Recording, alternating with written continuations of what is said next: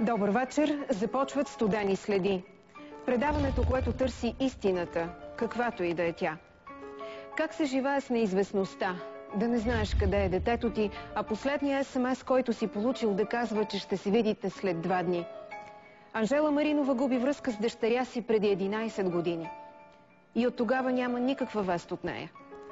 Всеки месец през тези 11 години тя плаща телефона, на който за последно е чула Деси. И живее с надеждата, че някой ден ще чуе нейния глас и ще я види. За мъчителния живот на една майка в очакване ще ви разкажем сега.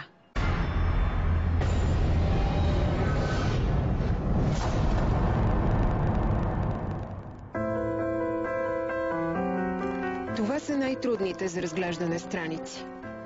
Думи надежди, думи, остатъци от спомени и много мък. Какво става с Деси? Има ли някакъв напредък? Пита последният влязъл в тази страница. Отговорът е болезнено жесток. За последната 1 година работата по случая Деси не е напреднала нито крачка. Търси се, вдигат рамене разследващите. Чакаме обвиненият за изчезването и да се пречупи, надяват се следователите. А тя е в неизвестност вече повече от 10 години.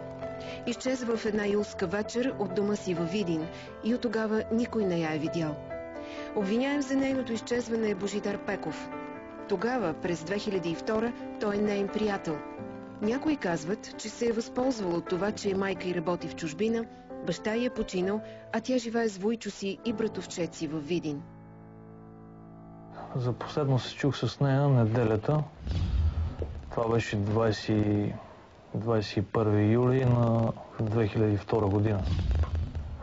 Тогава се чух с нея, тя ми се обади по телефона и ми каза, че е разговаряла с шофьора, дето трябваше да пътуваме с него за Германия при майка й.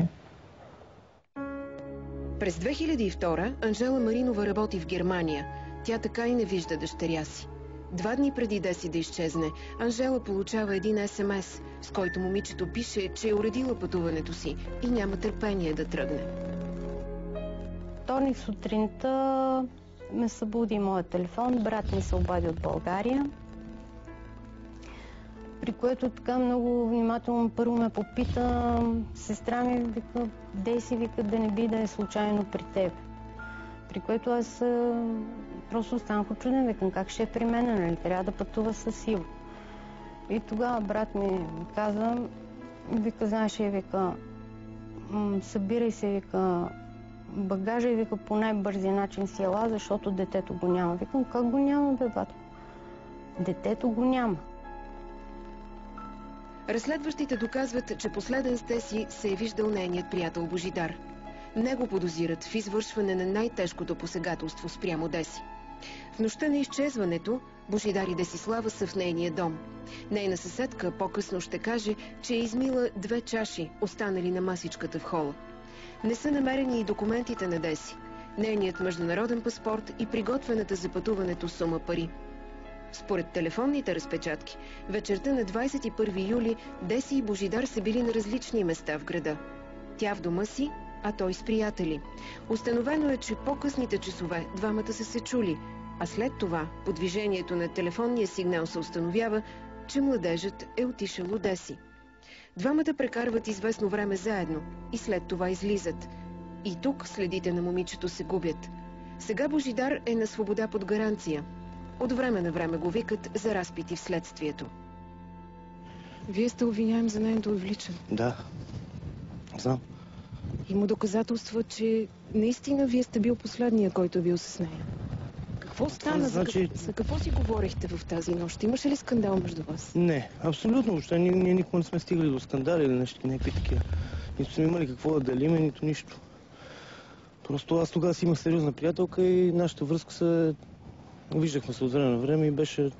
Тоест, вие имате сериозна приятелка, а с Деси сте само интимни приятели, да. Така за от време на време? Да. Това е цялата истина. Това е.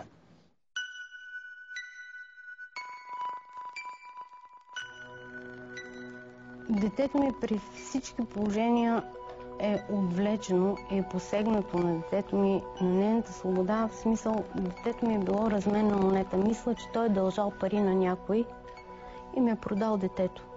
От вкъщи ги няма парите за билетите на Иво, на племенника ми, нейните. Няма ги джобните, няма и документите. В едно тефтерче тя си е водила записки, на който била дала пари на заем, като той е водил класацията. Това ми го каза комшийката, това тефтерче го няма. Явно той е бил много навътре в нещата и всичко, което е могло по някакъв начин да го уличи, така е гледал да го покрие. В фаталната нощ на 21 срещу 22 юли 2002 Деси прави опит да потърси помощ или да поговори с някого. Звъни на братовчет си, но не успява да говори с него. Не търси никой друг. Или може би не е имала възможност. Разбрах от разпечатките ми, тя ме е търсила няколко пъти. Няколко пъти е звъняла до около 3 часа, мисля, че е сутринта. Последното е било 3 нещо, не си спомням точно. Беше паднала батерията, не че не съм го чул. Ако бяхме се свързали тогава, може би не ще да стане това. Поне не знам. Не знам и не мога и се чуда за какво ли е търсила точно мен. Примерно, ако не мога да... не знам. Много ми липса.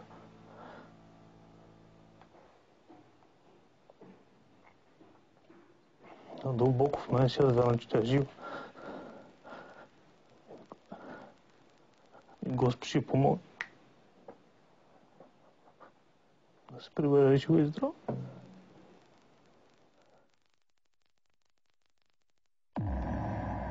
Какво се случва с Деси, се питат и разследващите във Видин.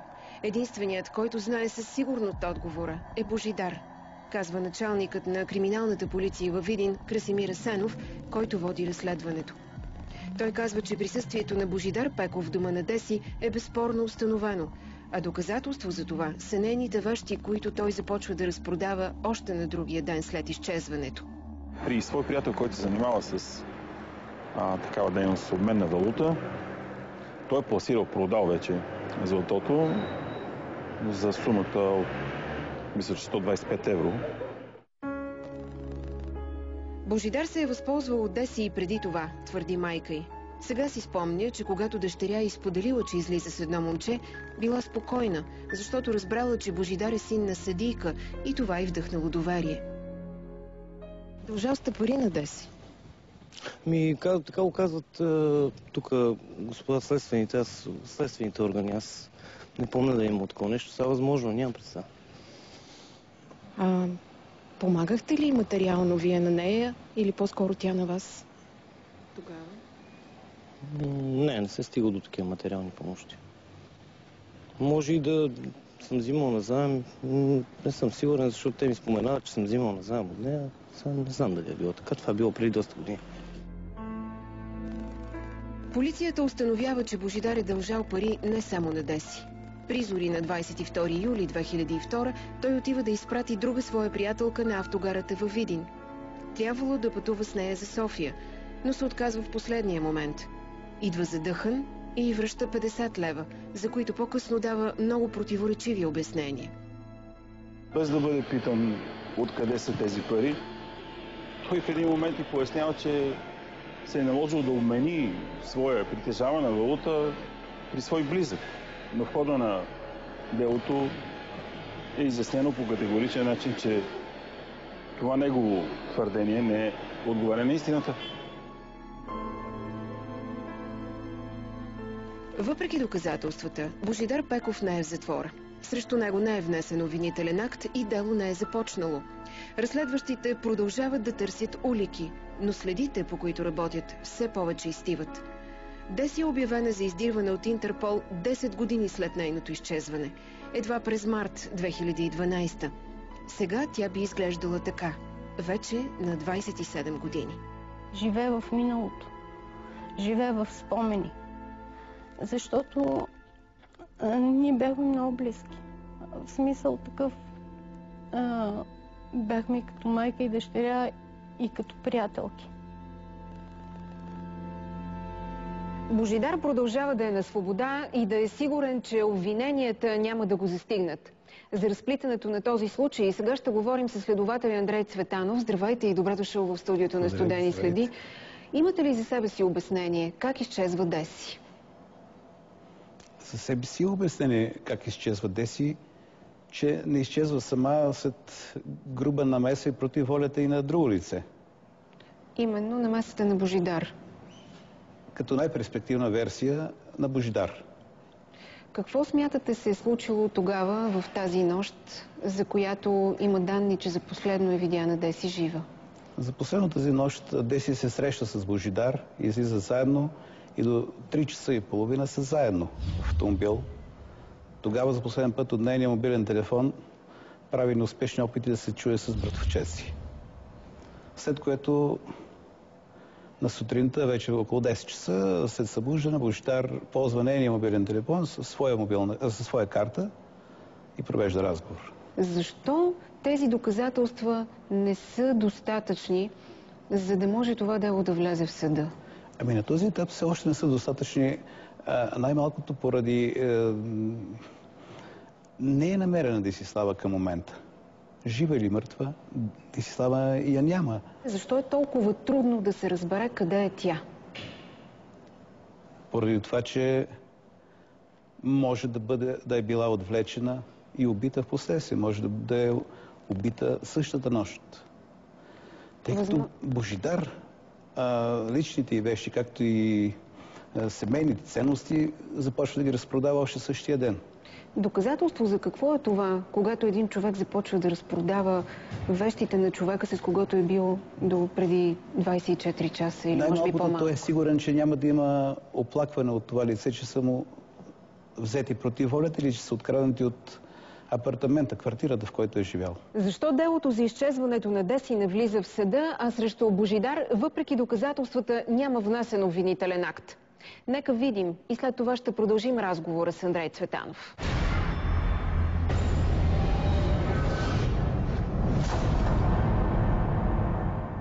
За Деси класната й ръководителка казва, че е била различно дете.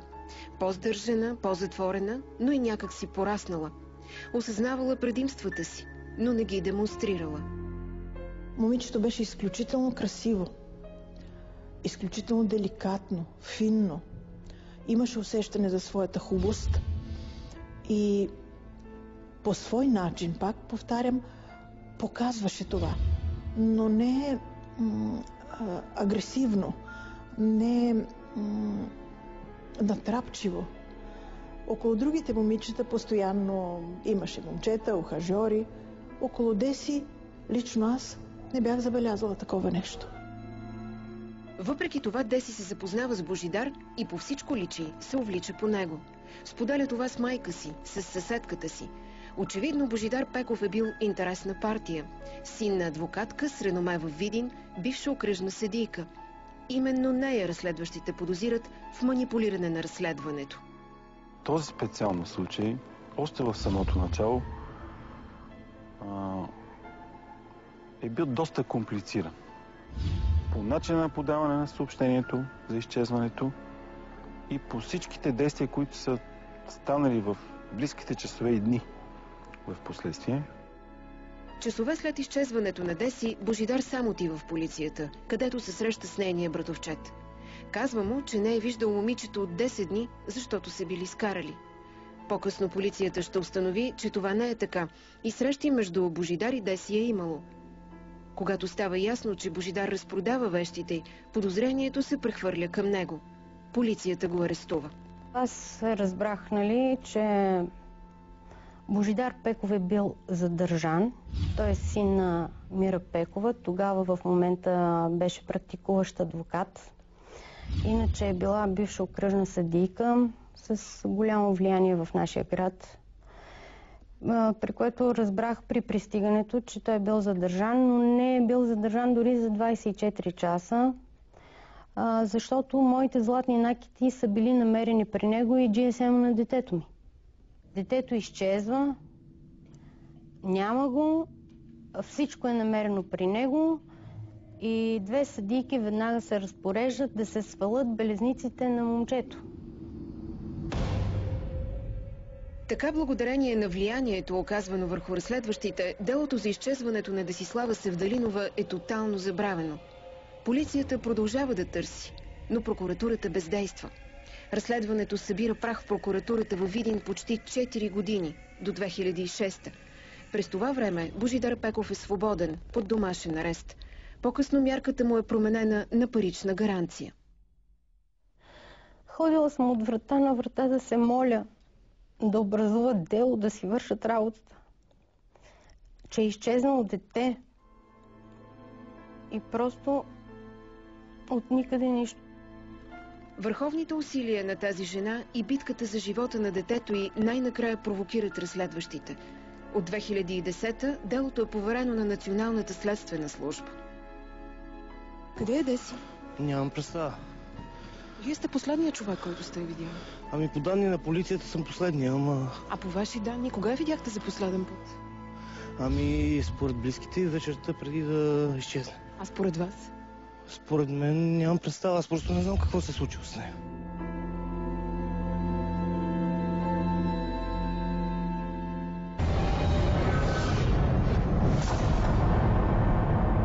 Продължаваме разговора с господин Цветанов. Ако Десислава действително беше така през някакъв канал изнесена извън България, нямаше ли до сега господин Цветанов да сте я намерили или по някакъв начин тя да е дала сигнал къде се намира?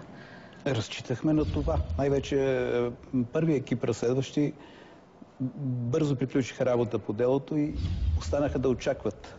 Така, но повече от 10 години нито чрез някого, нито лично тя се обади на когото е било, най-вече и на близките си. Божидар всъщност е също доста обичан от своята майка, защото тя е жената наистина, която му е помогнала той да се измъкне от първоначалното разследване. Да, така е. И нещо повече, Божидар, много често в него назначавахме и съдебно-психологически експертизи.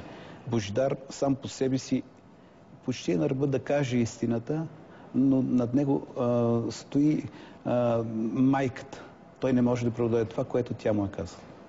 Искате да кажете, по случай, да, ако няма психически влияние на майката, психическото, Божидар не е далече от това да сподели какво се е случило онази нощ с Десислава.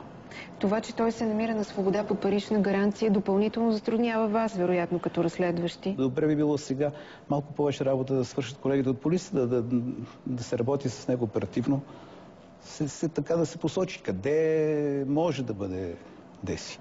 Случвало ли ви се и друг път родители или близки на хора, които са уличени в престъпление, именно ползвайки своя магистратски имунитет или имунитета на хора в малкия град, на които им се чува думата, да се намесват така грубо в разследването, както разследващите сега твърдят, че се е намесила майката на Божидар? Да, има и други случаи, но тук дори спрямо майката е било повдигнато обвинение. През 2003 година делото е спряно.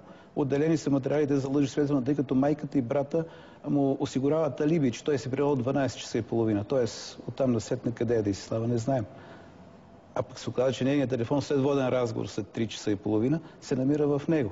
Тоест, той е бил много по-късно. И затова алиби е било повдигнато обвинение на майката и на брата и внесено обвинителен акт в съда. Какво става с това разследване и с това обвинение? Има заключение т.е. има присъда оправдателна присъда, че виждате ли, минало е време, не си спомнят ясно часа. И добре, не виждате ли някакво противоречие в това, че вие правите всякакви опити да разплетете това престъпление, а съда сякаш ви казва, не бъдете толкова настойчиви, не е толкова важно? Не, аз не го разбирам така. Случилото времето е такова било. 2002, 2003, 2004 година, знаете, че... Уверен ли сте вие в това, че ще успеете да разплетете този случай до край? Много сте ангажиран с него. Не, аз съм уверен, че аз и екипа от оперативни работници, видени в дирекция на полицията, ще положим всичко възможно това дело да не бъде спирано отново и да чакаме да мине давността, да направим всичко възможно да се намери Деси.